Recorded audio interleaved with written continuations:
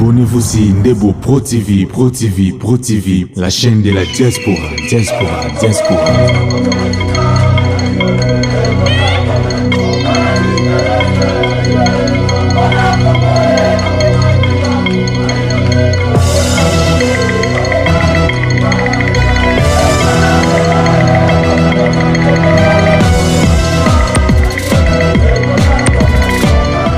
Na bino nyonso bo sili lisusu ko zuwa libaku malamu ya kolanda biso na chaîne kaka moko Ndebo Pro TV oyo wapi tozali kosenga na bino bo s'abonner bo like bo partager pe ba émission na biso yango ezali lolenge oyo pe bokoki na kosalisa biso tozali na maison mère et pas ya Ams Info TV la voix de la diaspora oyo wapi nazali pe ya nazo profiter pe na occasion oyo ya kosenga na bino pe bo s'abonner pe na Ams Info TV la voix de la diaspora ezali ba chaîne oyo wapi tozali ko informer bino makambo oyo ezoleka na diaspora tout comme na République démocratique du Congo tozalaka diviser te tozalaka uni tozala musala moko pona ko informer population na biso. Ams Info, bonjour. Ah bonjour Tchakou de la diaspora congolaise.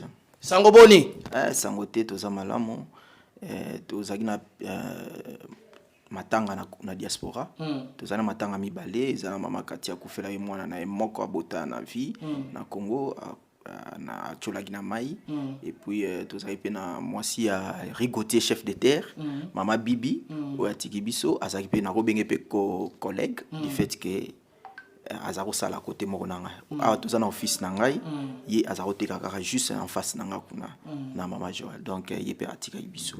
En tout cas, mes condoléances encore une fois na ba famille nyonso oyo bosili ko bungisa ba être cher na bomo ina bino. Ams Info TV la voix de la diaspora to sengi bolimbi si oza en plein boulot to yeko déranger yo pour que to se communiquer na ba yimbo ka Congo. Expliquer ba congolais. To monaki inondation et salamaki la faut passer awa ba konzi ba kei ko kutana na ba sinistré ba pesi bango ba éponge tout ça. Mais ba tikali ko prévoir que no prochainement atambula soki enoki likama ya ndenge wana po bandeko ba chola ba biloko ebeba banda kwe ya tout ça ba prévenir le côté likanisi nini yo en tant que diaspora okoki ko pesa na ba autorité na biso.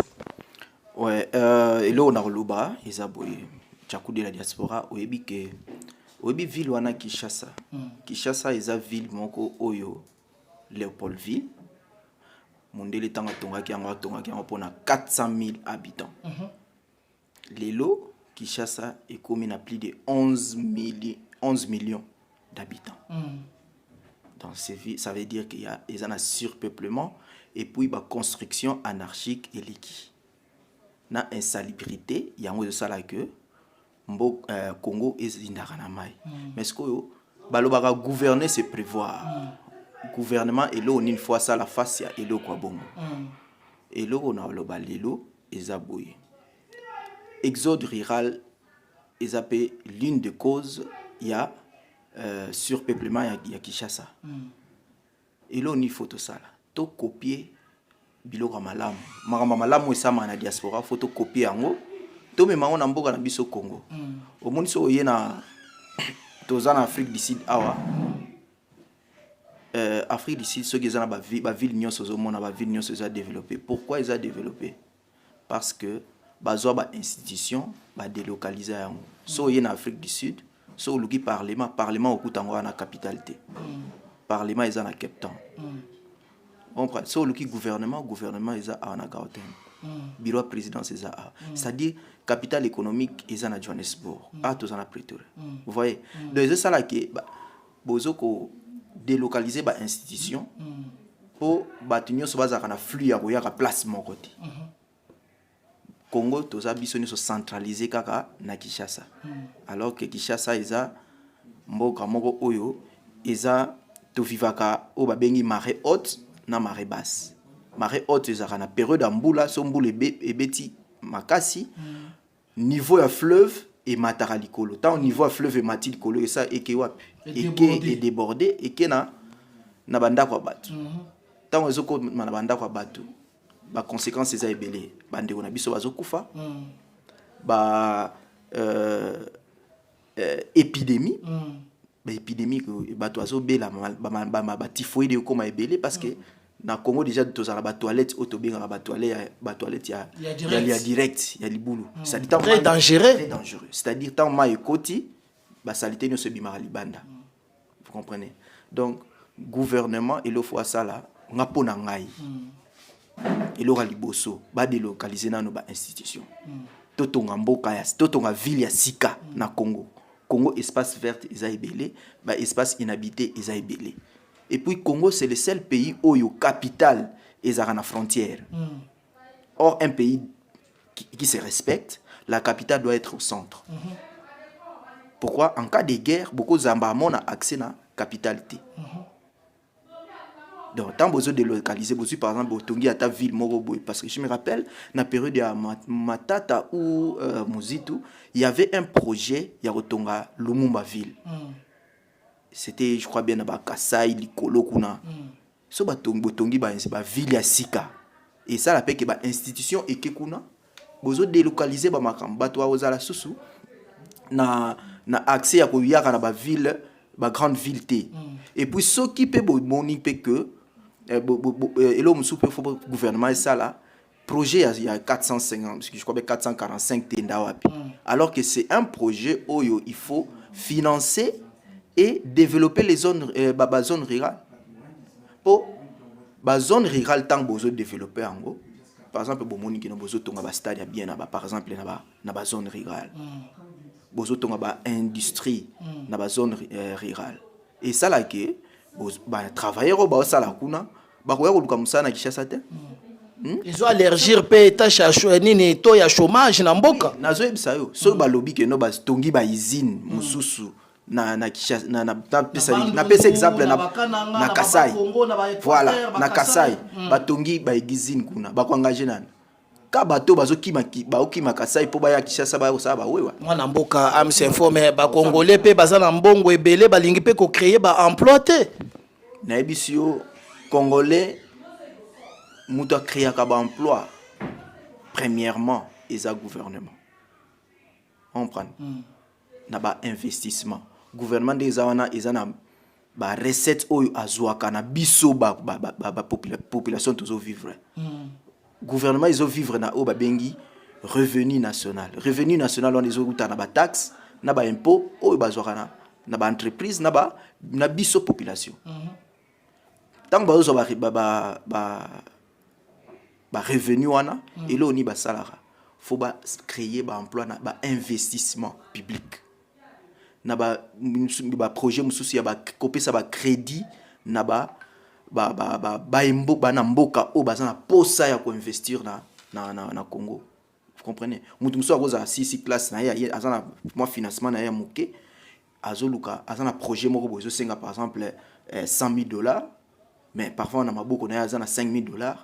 Faut un système ya ba crédit ezala que muto ke azui crédit na gouvernement a créé entreprise na bato a ko engager banane population tant ko engager bato na ba futa ba taxe wa kana l'état. Vous comprenez et puis l'union sona et ozongi la pegaka l'état mwana mboka pesa na likanisi na yo par rapport ya mboka oyo yo fandi toyoki bato bazolela mingi ba msusu balobi mpoko kutu bien ba msusu balobi ambassadeur Moulaja azo sala musala malamu lisolo ya passeport ba msusu balobi passeport ekomi 2800 bakomi koteke na ba carte consulaire ndeti na makasi yo en tant que mopanzi pesa ngo mekana ko pesa pe likanisi na yo oloba pe lilobano ya suka par rapport ya ndenge tozo mona na ambassade na biso na Pretoria bato musu basali ba 19 ans 20 ans à vous.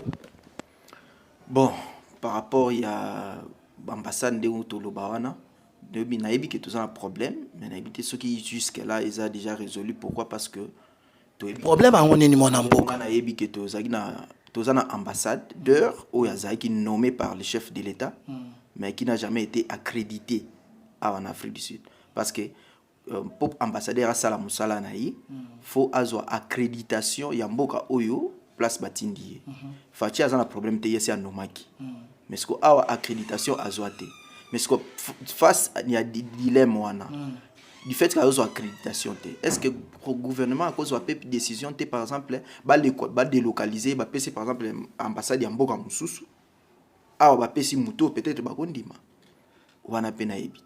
Mais autre chose, ambassade Nabiso, Naya Kala, Naya Sika, na mon ndenge moko. Donc c'est-à-dire Congolais a changé na mentalité. Ma mbabande so bana e changé té, eza nango kaka. Donc Bota Lukasu. Yango wana lisa ba lisa yo papa. Eza nango kaka. Na ambassade wana. On dirait des ordres qu'on a payé makasi tozo yebate secrétaire nani protocole nani donc mystique au moni ana communauté.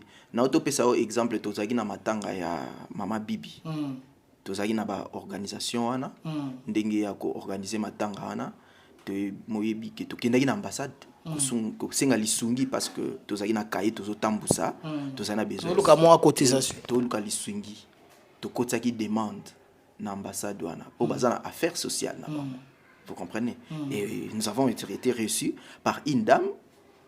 Comment dame wana nani? Christelle Baïbsenga comme on est Christelle a chargé affaires sociales na ambassade. Oyebi Baïbsenga ni ambassade des atana un rein de terre au Pesabino.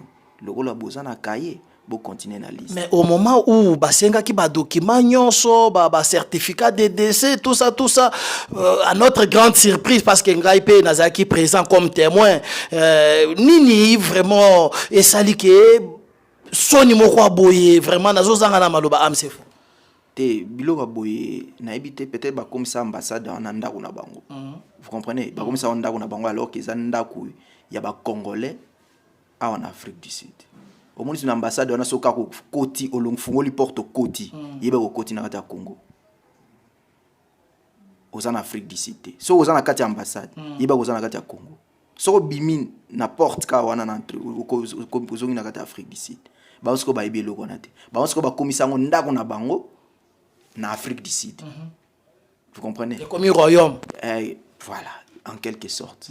Donc mboka moko Congolais faut changer. Congolais faut changer mentalité. Moi namboka Berchen Debo baxela biso une minute na webisa yo omoni et logo faut changer pas congolais. Congolais so ba pese kaka responsabilité peut-être mo kondi place moko boy. Vous comprenez? A komo ko bima mo kondina ya bateau bazoya. Ngana koma ki wana na omona ndei bato bazoko remplir ba formulaire pour na ko sa ba passeport. C'est-à-dire que Kanya kezo kota. Est-ce que yebi ke bato ba congolais o ba kota na ambassade pour na ko salisa ba passeport? Est-ce que yebi ke baza ba client? Passeport ambassade faut considérer bango lokola ba client pour bazo futa mbongo pour na service mo ba pour bo sala bango. Ba sombe loko ba somba passeport. Ça dit client azara roi. Faut traiter avec beaucoup de respect. Mais ndenge ba traiter ka batu kuna nazo ibisa yo ba lokela en comme congolais tango c'est-à-dire congolais ils a seul mutu oyo akoza la za colonel ya armée ba pese mokonzi malingi kobimana koza na colonel ba civil alors kaza colonel ya bambila donc akobima place moko boye ayebi rôle na yeti akobima place moko akuti ba civil malingi ba civil na ba civil ba kaukela vraiment civil au kaukela on point o mu continent yo za mutu ambila wambila na kaukela ni vous comprenez donc congolais faut changer mentalité nabi que temps ils a limité na monnaie to kosuka wana mais tozo attend to le bela mambo moi en long et à large parce que mambo za ebele a oloba. Merci mingi na bino nyonso bo landi biso na ebandeli kino na suka esengeli vraiment maman na biso ya maman ministre na biso affaires étrangères o mekempe ko sala suivi na ba ambassade congolais libanda ya mboka mpamba te batu bazolila misali ko sala mamalamu te. Bonjour Meneja. Bonjour, merci. Sangoboni. Par la grâce de Dieu, tout ça évolue très bien. Merci beaucoup. Au continue à se présenter, à se présenter on a place dans pour que bandeko bakolando na ngaliema na kitambo na mikili apoto baye vraiment manager. Yeah, manager, je suis Naza politologue. Yeah. Naza politologue, je suis un analyste politique. En même temps, ici, dans il y a management, dans plusieurs domaines. À chanter? Yes, nous soutenir tout le monde. Donc voilà, à part ça, je suis aussi un serviteur de Dieu. Voilà. depuis président Félix Tshisekedi Azali au pouvoir. Pesanano likanisinayo. Est-ce que Azali kotombo lankita ya ekolo en faveur ya population ou bien Azali kaka ndenge moko nandenge Joseph Kabila azalaki au pouvoir? Bon, comme on a président de la République Antoine Félix Tshisekedi, il y a beaucoup d'avancées, hein, mais malheureusement, Azam mal entouré. Malheureusement, il travaille seul. Azam entourage, il y a bateau, cœur, pas de gens qui ont de bons cœurs, de vrais patriotes. Parce qu'un patriote, c'est quelqu'un qui aime et qui sert son pays. Azam bateau, double face. Il travaille seul. Banane. Na zonga mamu etali gouvernance ya province ya ville province de Kinshasa. Mutu a hotel Kozala. Monsieur Ngobila. Toyoka masolo que na France azana campagne ya sécurité. Pourquoi pas savoir on a aye kostala on a ville province na biso parce que c'est un vrai kino. Lelo c'est vraiment la honte. Ba biso nous sommes diaspora, mais si tu appelles ta mère à Kin, tu dis maman c'est comment? Est-ce que je peux faire un petit coucou? Maman ou abosso dit pour qui ça c'est comme salité à salité. Imagine, ça fait tellement très mal. Yo ba nommé yo, nous sommes na ordonnance. Président a quitté sous ko contrôler yo na bureau. Ah non. Botalaka intérêt moko général, botalaka intérêt égoïste. Bomosa mamopona ba famille na bino. Mais Nzambe retournera bino un jour. Nzambe retournera bino un jour. C'est vraiment déplorable. Mais ouais. Vous avez quelque chose à ajouter, Ménédia, Nazozongi c'est le micro, excusez-moi. Tozo landa dossier, il y a Bukangalozo à la loupe. D'après Oyo, Cour constitutionnelle a Pesakibiso comme résultat final et Sengaki Matata Mpogno Bakangaye à 20 ans de servitude pénale. Votre peine de vie? Bon, en fait, Matata Mpogno, c'est un économiste. Parcours na primature. Selon, là, je parle selon moi, Rudy. Hein. Tout le monde a battu na primature, tout le monde a gouvernant Moussousso. Tout le monde a savoir-faire na bango. Oui, il peut être condamné na acte à cela parce que tant à l'obara mam ya bancarisation. Je sais très bien, mon père à l'époque il fit un agent payeur. A Buka bango bon komaki ko futa ma par banque. Recette moko tsikaka e belé na banque. Même suite ya mbongo wana e monana te. Mais na quoi moko na pesake ba chapeau belé parce que au moins, il y a une université à Kisasa. Université moderne. Mais il y a des politiciens qui tout le monde a quartier qui il y a gouvernement mais au moins il y a pensé. Aujourd'hui, sur la ville province, il y a jeune qui na vérité, bâtiment moderne. Mais la loi reste la loi. La loi reste la loi. Mais ce n'est pas seulement Matata Mpogno. Liste Eza Moulaï. Babomba Missoussouté pour baser dans parti politique na bango. Là, c'est vraiment déplorable. Maintenant, il y a un point de vue par rapport à Mwanamboka Vital Kamere ou Yowapi, Azalara toujours contraire par rapport à propos de Mokonzi Mboka. Bon, c'est vraiment un intellectuel. Là, je ne me disconviens pas. Mais l'intellectualisme doit jouer un grand pas. Et ça a raté le poteau, oui, voilà, moi je suis. Non. Le gouvernement il était là toujours présent. Alors, apport nos Ezanini. Apport nos Ezanini. Toyokaragi, au Bougagi 3 millions, au côté prison, au Bimi. Alors, on a savoir-faire moi que j'aime. Mais on peut s'en ôter. On peut s'en ôter quand on a un point néfaste, négatif. Sur le vol, tout qu'on sort. Il n'y a pas un mouton faut justice et l'andelaye. Ah oui.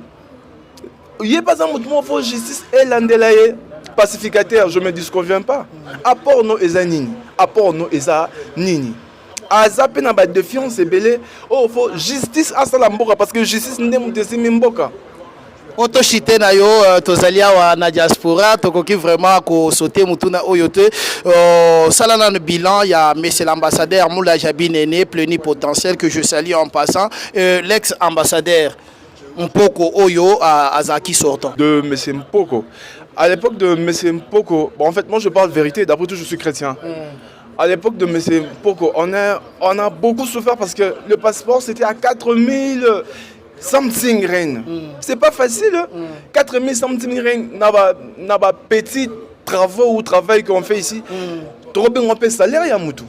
Parce que mutu peut avoir ben fort aya bimisi yango, mais pour azwa yango. Imagine passeport na biso za na mandat mo il y a 5 ans. Mais yo sali ben fort on gagne 4000 reine avec plein de difficultés, plein de peines. Tu donnes je même sous passeport après une année 6 mois. Mais là c'est quoi ça? Politique, il y a ancien monsieur, comment il s'appelle? L'ambassadeur Mpoko. L'ambassadeur Mpoko. Il a qui politique moro démasqué, c'était vraiment une politique très mal établie. Donc, dans l'époque, la défaillance, c'est ça là, trop, tout là trop. En tout cas, nouveau ambassadeur quand même a relevé moi défi. Le nouveau ambassadeur actuel. Yeah. Mais apparemment, Toyoka qui est reconnu en Afrique du Sud. Aza n'a pas gagné en Afrique du Sud. Apparemment, ils ont reconnaître été. Mais tout le monde a mis ça là au moins. Les passeports aujourd'hui, si tu viens, plus ou moins 3 mois, tu prends. C'est déjà un acquis. 3 mois, c'est trop, Ménédia. Tandis que passeport, il y a Bambo Kamisusu. Dans un mois, vous avez votre passeport. Bambo Kamisusu, 2 semaines, Ménédia. Bon, en fait, on connaît là où on vient. Hein.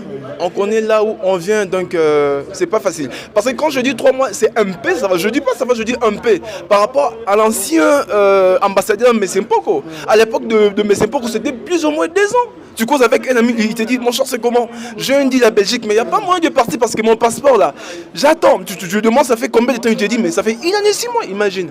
Ça pète la tête. Mais au moins avec ce monsieur ici, 3 mois, malgré tout, c'est pas vraiment bien dans conseiller kaka à forcer. À l'ougapan entourage, il y a bien. Voilà. Lilo Bayasuka. J'aime tout le monde. Nzambe a béni mboka mso to lelango fort. Toi na posa pe to zonga mboka, okendaka kop na mboka zonga awa. Donc merci à tout le monde. Merci à tout à l'heure. Bye bye.